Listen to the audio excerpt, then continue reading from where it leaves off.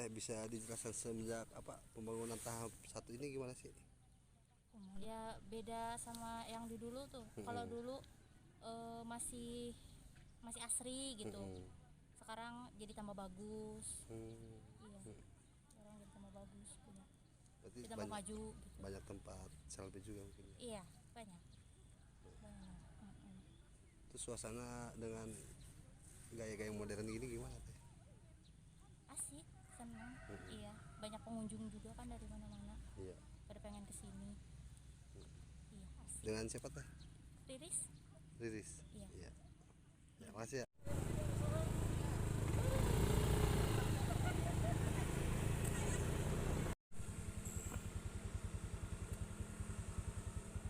Ya beda sama yang di dulu tuh. Kalau dulu masih masih asri gitu. Sekarang jadi tambah bagus. Iya. Sekarang jadi tambah bagus punya.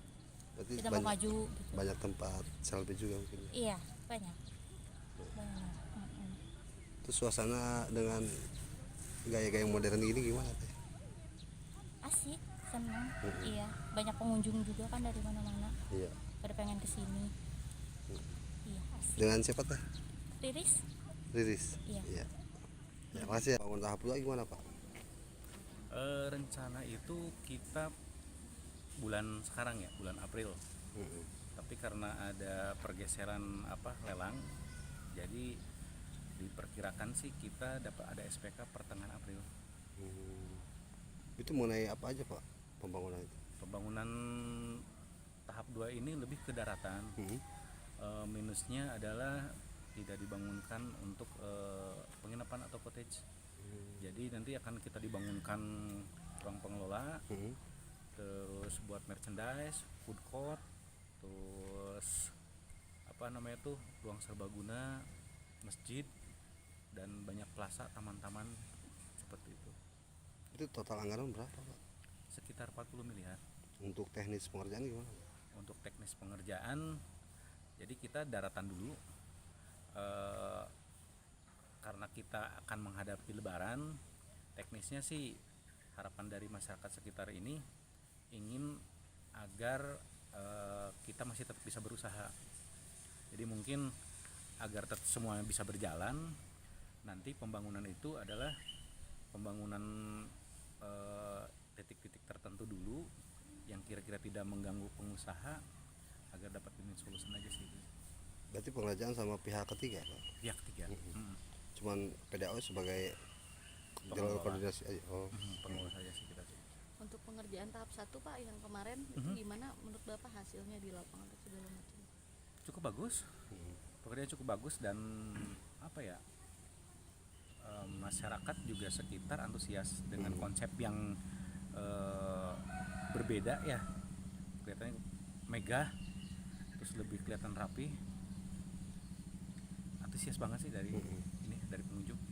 Menghadapi bulan puasa Pak, aktivitas ataupun operasional di sini gimana Pak? Untuk operasional di sini sebetulnya kita masih menunggu informasi terkait kapan pembangunan akan dilakukan, karena itu juga akan menyangkut terkait para pelaku-pelaku usaha ini untuk direlokasi. Terus juga kita menyiapkan area mana yang harus kita fokuskan untuk rapihkan untuk persiapan lebaran terutama. Ya sambil berjalan saja sih sepertinya kalau untuk di sini. Berarti masih buka Pak? Masih buka ya. Untuk jam operasional biasa jam Pak? Operasional kita dari jam 8 sampai jam 4. Nanti mungkin kedepannya sambil berjalan kita juga lihat situasi, karena memang pada saat pandemi seperti ini kan kita juga menyesuaikan ya dari arahan dari pemerintah. Pak, kalau jumlah lapak usaha warga berapa Pak? Lapak usaha itu ada sekitar 16-an ya, sekitar 16-an untuk yang tetap tuh. Tapi kan kita di sini ada yang tidak tetap dalam artian yang pakai gerobak dan sebagainya. Itu kita juga menampung mereka di titik tertentu yang tidak terkesan kumuh lah, kita rapikan. Sepengetahuan PDAU Pak sebagai pengelola, konsep perairan wisata gimana Pak? Konsep perairan wisata itu kan ada penertiban KJA juga ya Pak? KJA ya.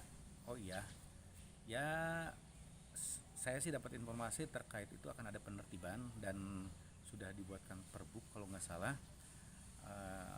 Mungkin realisasinya dalam waktu dekat ini akan beriringan dengan pembangunan di kita dan mungkin akan segera disosialisasikan kepada masyarakatnya.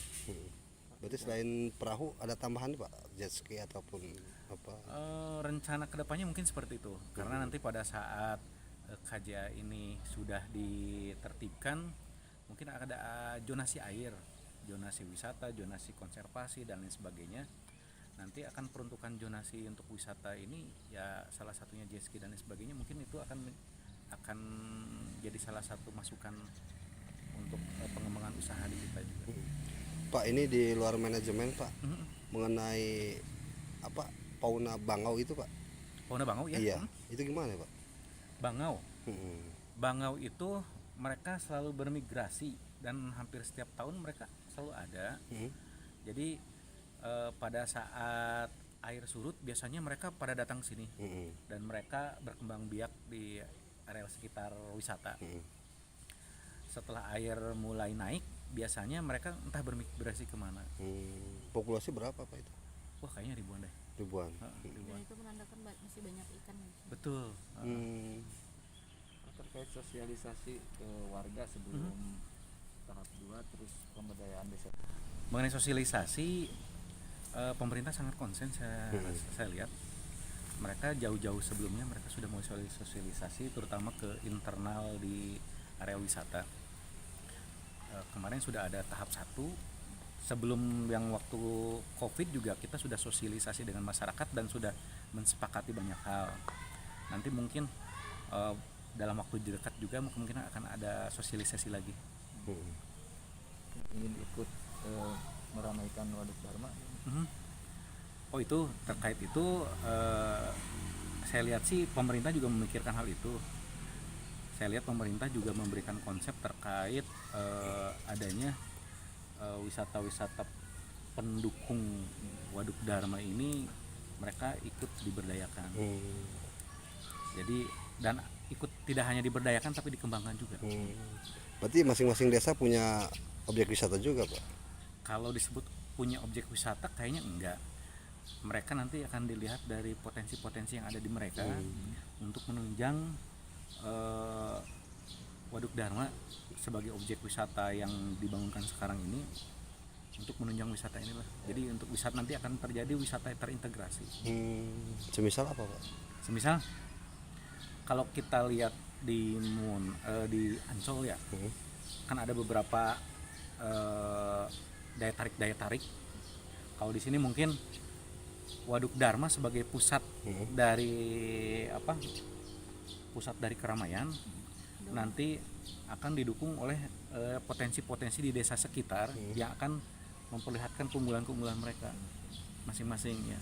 Jadi kalau desa total sekitaran Waduk Dharma itu ada 9. Tapi kemarin itu terakhir informasi ini juga barangkali saya salah, sekitar 5 yang akan diunggulkan dari desa sekitar ini sebagai pendukung itunya.